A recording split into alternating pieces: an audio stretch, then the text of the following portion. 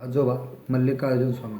श्रीशैल्य मल्लिकार्जुन देवालयाच्या उत्तरेला 30 फूट अंतरावर हे देवालय आहे. अतिशय पिकलेले फळ पक्ष्यांनी टोचून टोचून अर्धवट खाऊन टाकावीत व त्याप्रमाणे लिंगाची अवस्था झाली आहे.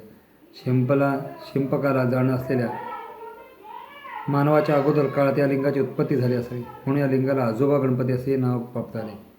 सकळ चराचर प्रपंचात चलनवलनाची क्रिया निर्माण करणाऱ्या परमेश्वराच्या नंदवंशाच्या चंद्रगुप्ती सद्गुणी सुकन्याच्या भक्तिभावाला प्रसन्न होऊन लिंगातून उद्भवून ब्रह्मरंभ नाव प्रदान करून तिला आपल्याच लीन करून घेतलं.